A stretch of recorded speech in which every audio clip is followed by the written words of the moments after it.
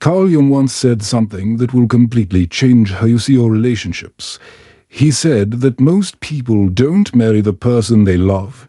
They marry their own unresolved complexes. Let me say that again because this is profound. We don't fall in love with people. We fall in love with our own psychological wounds reflected back at us. Tell me in the comments, where are you watching this from? And have you ever noticed a pattern that keeps repeating in your relationships? Drop a heart if you've ever felt like you're attracting the same type of problematic person over and over again. You know what's fascinating?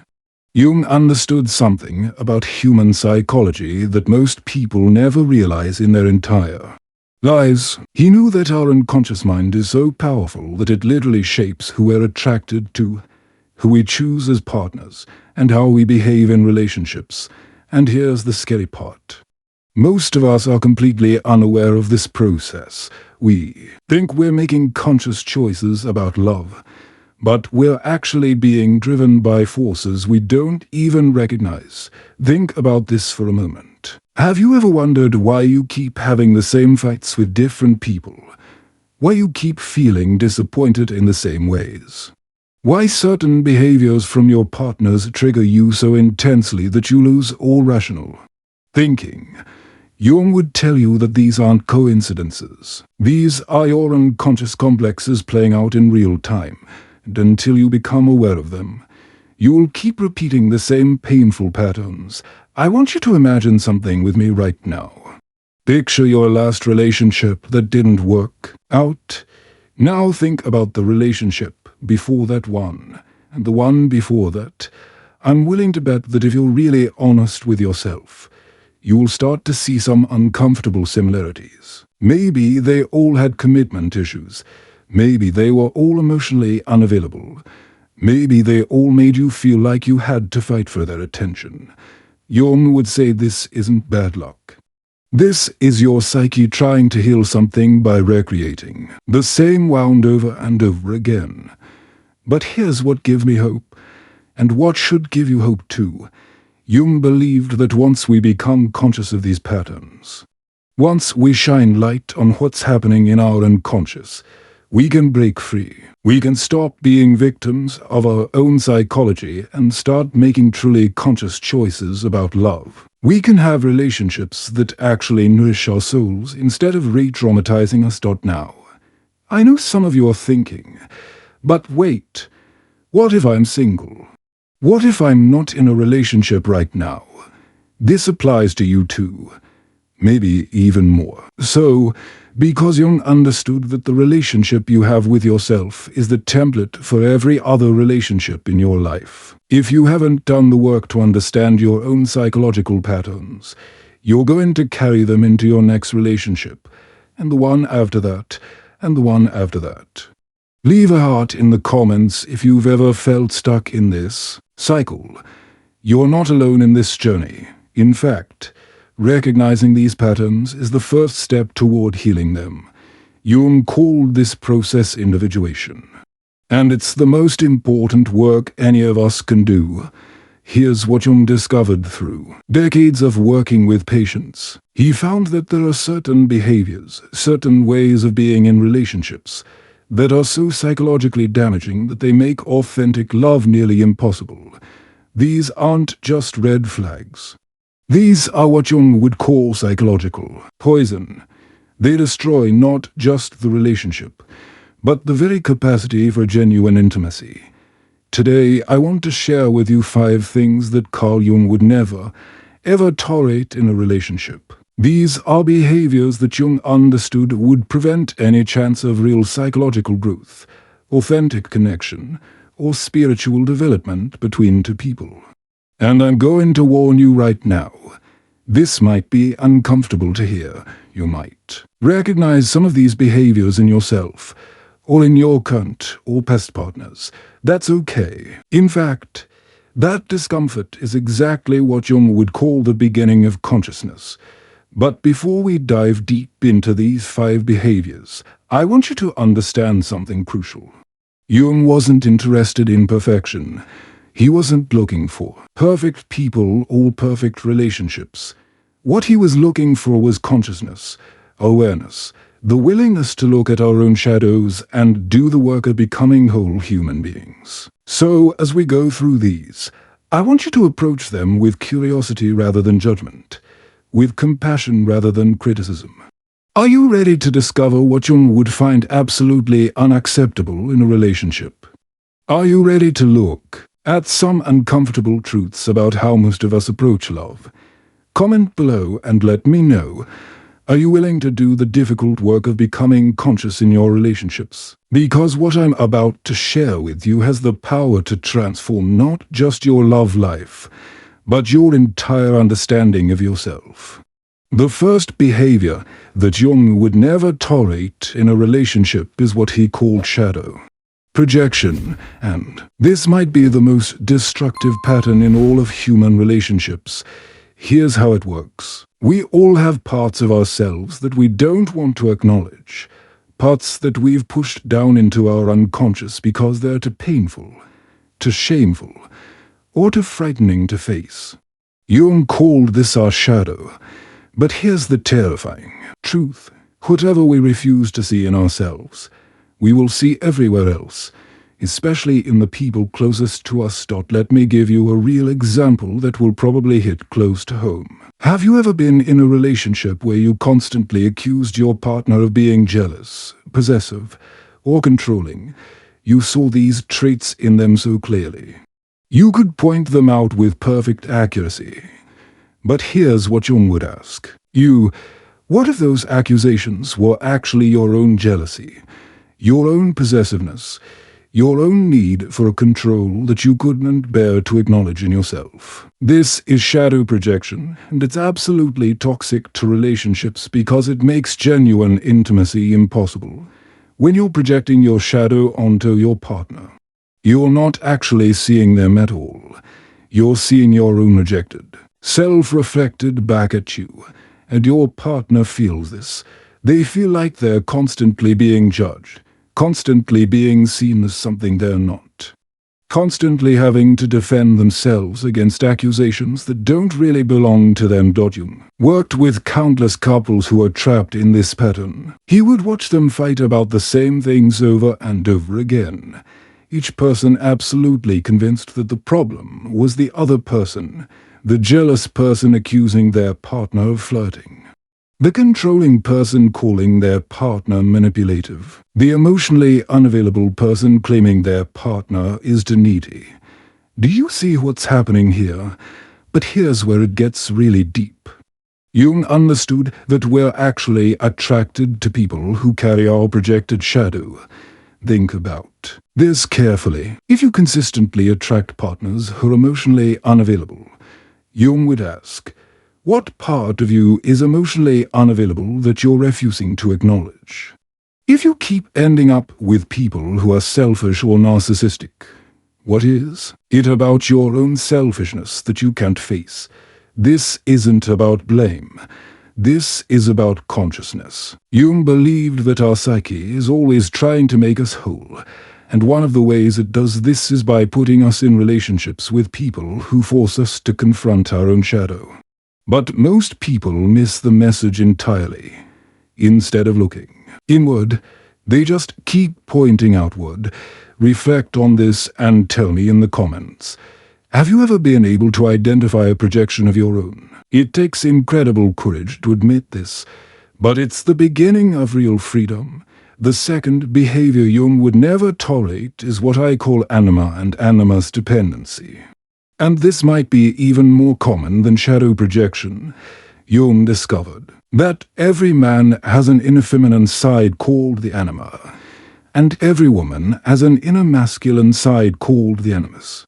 These are natural parts of our psyche that we're supposed to develop and integrate as we mature. But here's what happens in most relationships. Instead of doing the work to develop these parts of ourselves, we look for someone else to carry them for us. Let me explain what this looks like in real life. A man who hasn't developed his anima, his inner capacity for emotion, intuition, and nurturing, will be unconsciously attracted to women who are overly emotional, overly intuitive, or overly nurturing. But here's the trap. He'll also resent these very qualities in her because deep down he knows he's depending on her to be whole. Similarly, a woman who hasn't developed her animus, her inner capacity for assertiveness, logic, and independence, will be attracted to men who are overly aggressive, overly logical, or overly independent, and she'll resent him for these very qualities while simultaneously depending on him for them. This creates what Jung called a psychological marriage, where two people aren't actually relating to each other as whole human beings. Instead, they're using each other as psychological crutches. The man needs the woman to feel his feelings for him. The woman needs the man to make decisions for her. Neither person is actually complete on their own.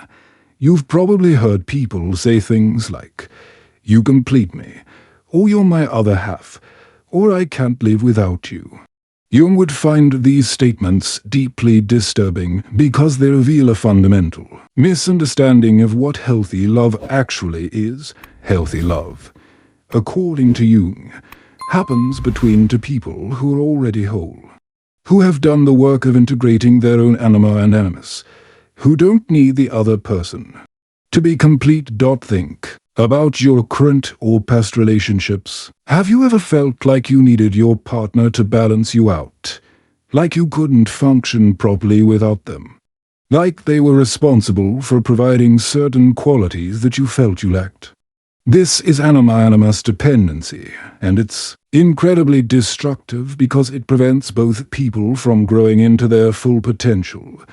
Jung saw this pattern destroy countless relationships. The dependent person becomes clingy, anxious, and resentful. The person being depended upon feels suffocated, burdened, and eventually starts to pull away.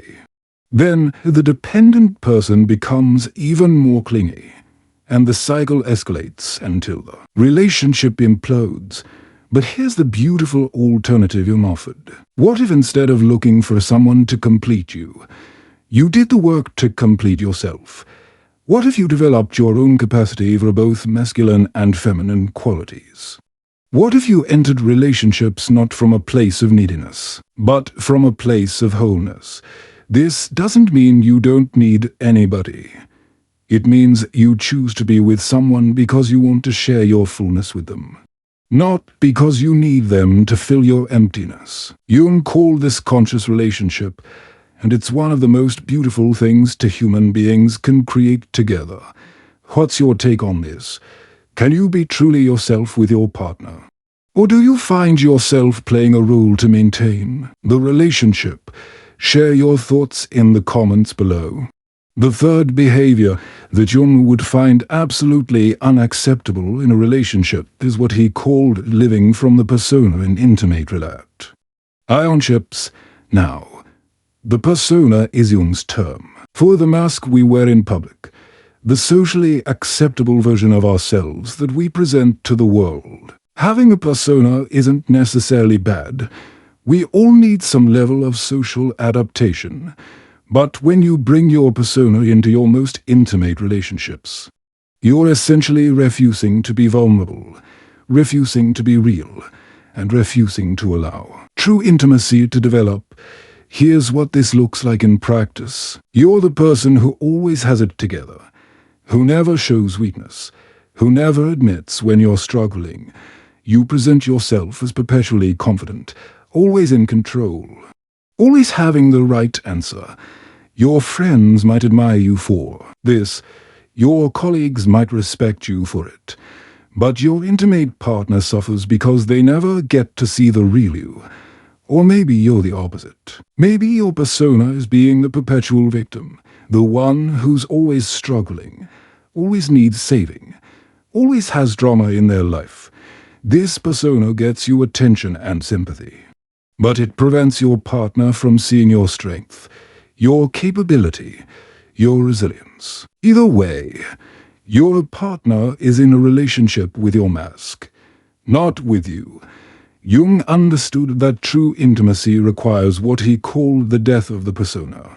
It requires being willing to show up as your messy, imperfect, vulnerable, real self. It requires admitting when you don't know something, when you're scared, when you've made a mistake, when you need help. It requires letting your partner see you at your worst, not just your best. But here's why most people can't do this. Showing up authentically in a relationship requires incredible courage because it means risking rejection. When you show someone your persona and they reject you, it hurts. But you can tell yourself they didn't really reject you. They rejected your mask. But when you show someone your authentic self and they reject you, that cuts to the core of who you are. So most people choose the safety of the persona.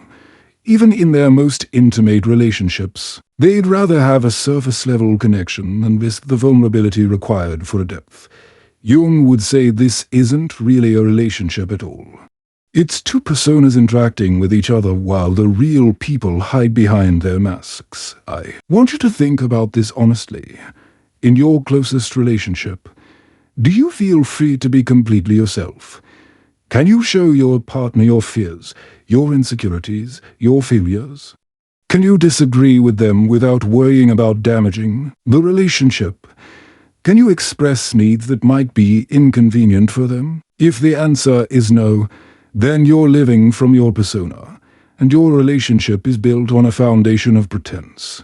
Jung worked with many couples where both people felt lonely even though they were together. They couldn't understand why they felt so disconnected when they spent so much time together, when they rarely fought, when everything seemed fine on the surface. But Jung could see immediately that they were two personas living together while their authentic selves remained hidden and starving for a connection. Can you be truly yourself with your partner? Or do you find yourself constantly managing their perception of you? Let me know in the comments what you think about this. The fourth behavior Jung would never tolerate is refusing to work with your complexes, especially the complexes you inherited from your family system. Jung discovered that we all carry what he called complexes. These are emotionally charged psychological patterns that usually develop in childhood and continue to influence our behavior throughout our lives. These complexes are often passed down through generations, creating what we now call generational trauma. Here's how this shows up in relationships. You find yourself reacting to your partner in ways that are completely disproportionate to what's actually happening. They do something small, something that shouldn't really matter, but you have an enormous emotional reaction. You feel flooded with rage, or terror, or abandonment, or shame in that moment. You're not really responding to your partner. You're responding to a complex that was triggered. Maybe every time your partner is a few minutes late, you become convinced they don't care about you. Maybe every time they disagree with you, you feel like they're attacking your entire sense of self. Maybe every time they need some space, you're overwhelmed with fear that they're going to abandon you. These aren't rational responses to present moment reality. These are complex responses to old wounds. Jung understood that these complexes often come from our family of origin. If you grew up with a parent who was emotionally unpredictable, you might have developed a complex around emotional safety that gets triggered every time your partner shows any strong emotion. If you grew up with a parent who was critical or perfectionistic, you might have developed a complex around worthiness that gets triggered every time your partner gives you any feedback. The tragedy is that most people never recognize these complexes as complexes. They think that enormous emotional reactions are justified by their partner's behavior.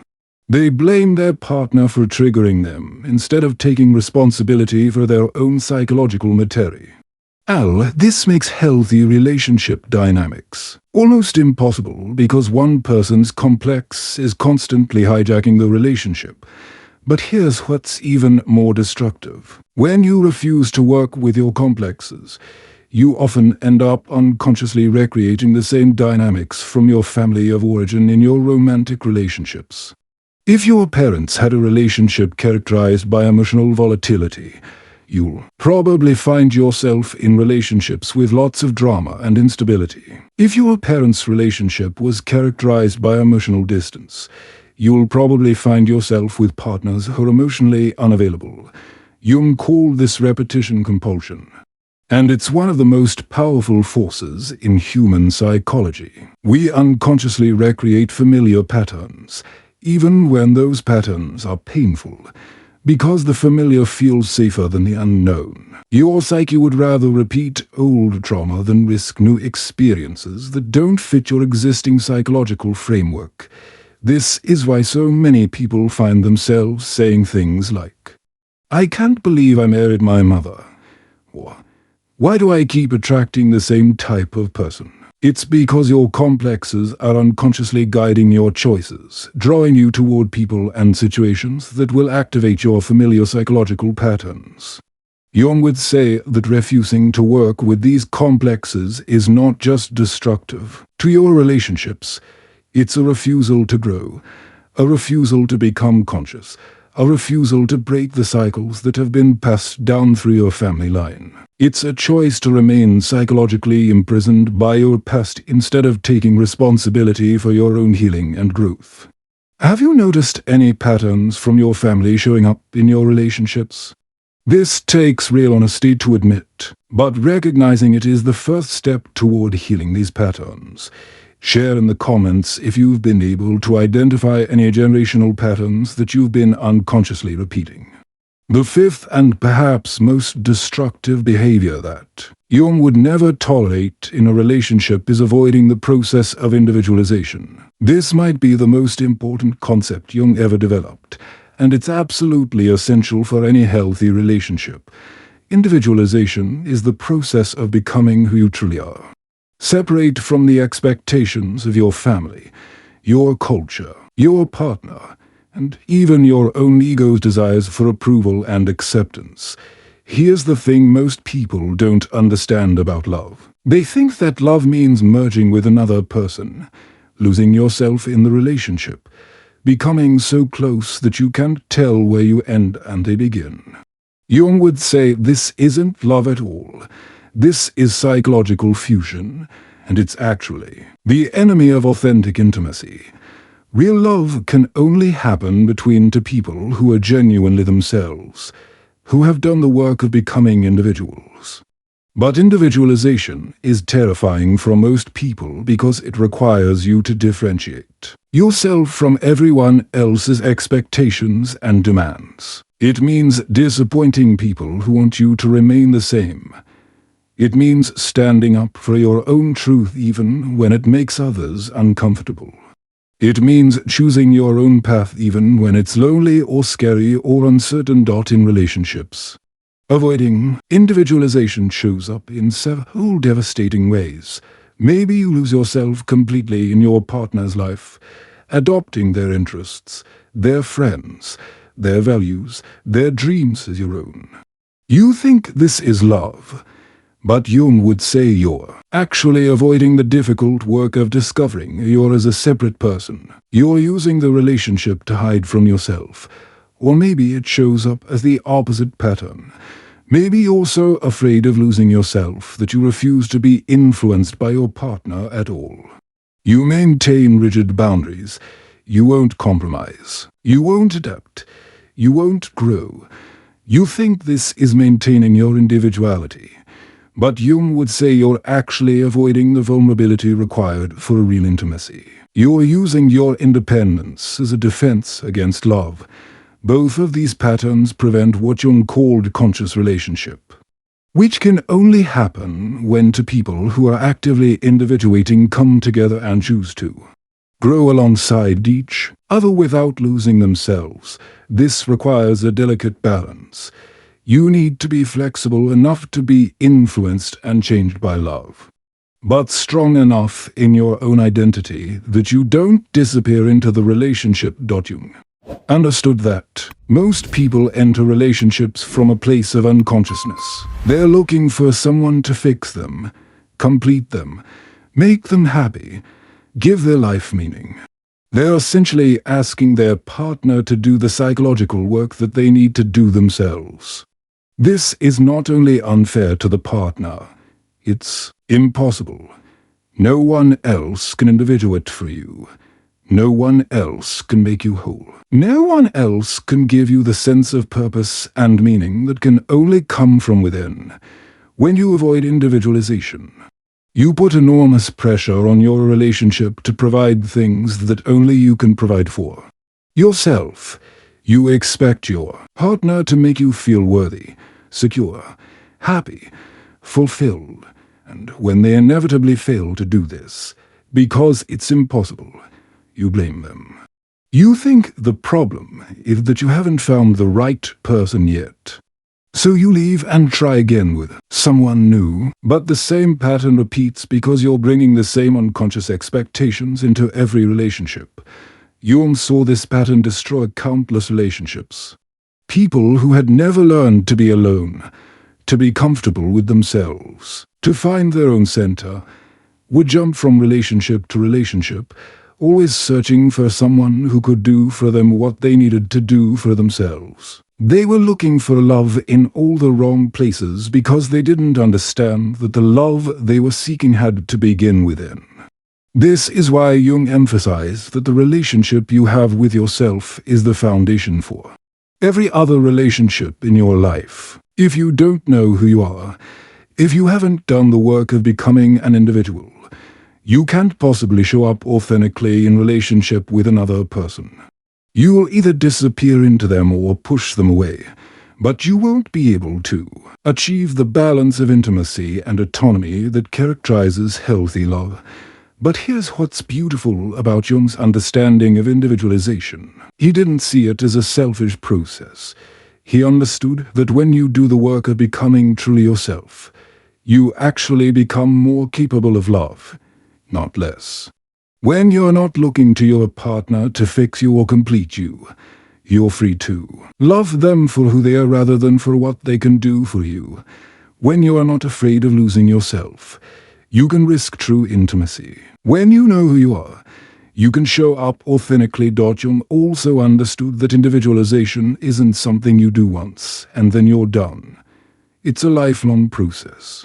And this means that conscious relationships are also dynamic and evolving. As you continue to grow and change and become more yourself, your relationship needs to evolve too. This requires both people to be committed not just to the relationship, but to their own ongoing development as individuals. I want you to think honestly about your own patterns in relationships. Do you tend to lose yourself, adopting your partner's life as your own? Or do you tend to maintain such rigid independence that you never allow yourself to be truly intimate? Or maybe you bounce back and forth between these two extremes? Most people do one or the other because finding the balance is incredibly difficult. But here's what Jung would tell you. The work of individualization, the work of becoming who you truly are, is the most important work you'll ever do. Not just for your relationships, but for your entire life.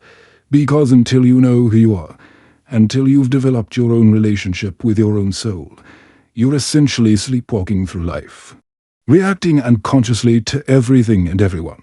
Found you don't think about this deeply. Are you in your current relationship, or thinking about your next relationship from a place of wholeness or from a place of neediness? Are you looking for someone to complete you? Or are you ready to share your completeness with someone else? This question will determine the entire quality of your love life. So let me ask you something that might make you uncomfortable.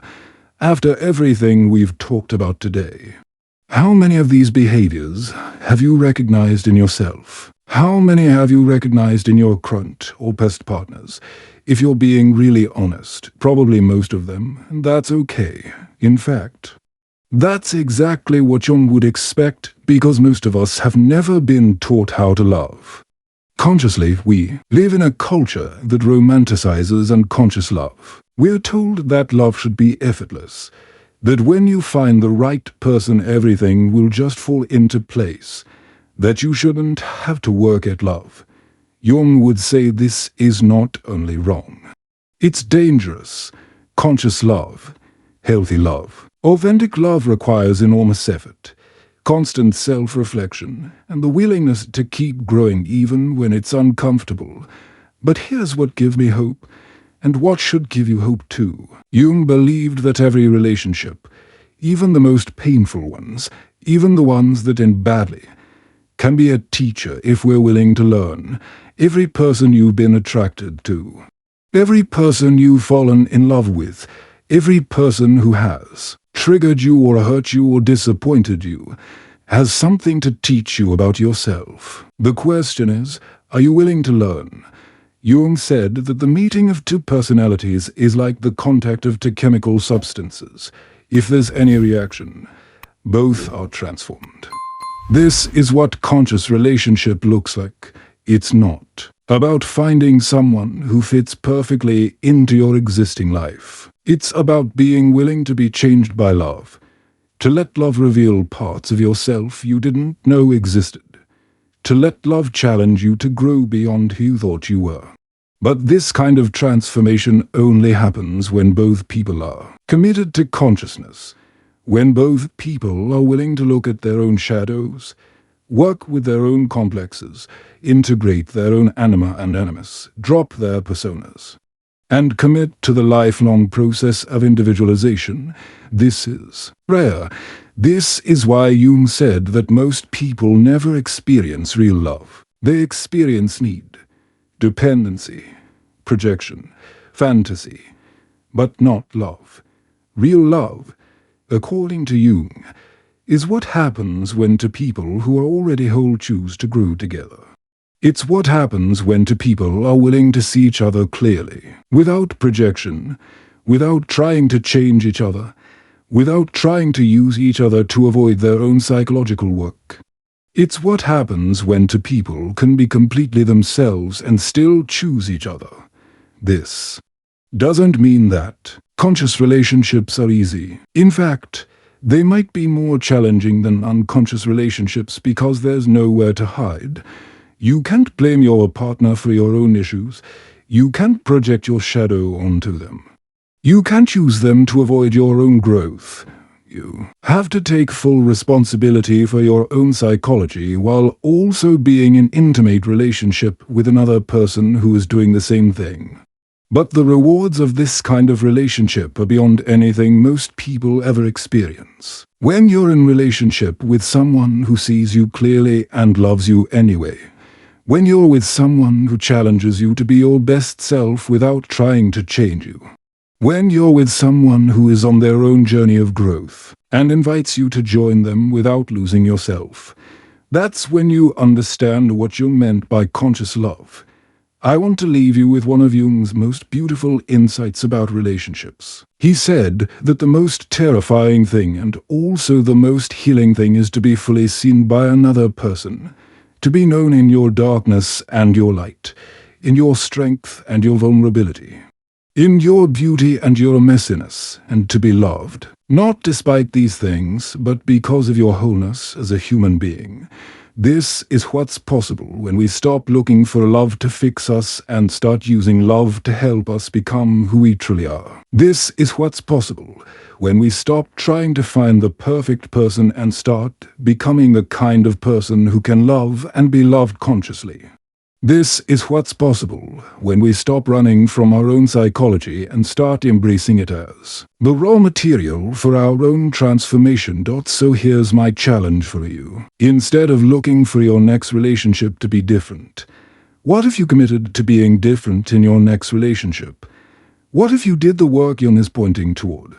What if you started looking at your own shadows, working with your own complexes, integrating your own anima and animus, dropping your persona, and committing to your own individualization? I know this sounds like a lot of work. It is a lot of work. But here's what Jung understood that most people miss. This work isn't just about having better relationships. This work is about becoming who you truly are. And becoming who you truly are is the point of being alive. Everything else, including love, flows from this. If this video has touched something in you, If it's made you want to look more deeply at your own patterns in relationships, I want to hear from you. Leave a comment and tell me, which of these 5 behaviors resonated most strongly with you? What patterns are you ready to look at in yourself? What would it mean for your life if you committed to conscious love? And if you found value in this exploration of Jung's wisdom, please give this video a like, subscribe to the channel, and hit the notification bell so you don't miss our future deep dives into psychology and spirituality. Share this video with someone who might need to hear this message. Let's create a community of people who are committed to growing in consciousness and love. Remember, the meeting of 2 personalities is like the contact of 2 chemical substances. If there's any reaction, both are transformed. Let yourself be transformed by love, but make sure it's conscious love. Love that sees clearly. Love that grows both people. Love that honors the sacred work of becoming who you truly are. This is Jung's invitation to you, and it's mine as well. Her question is, are you ready to accept it?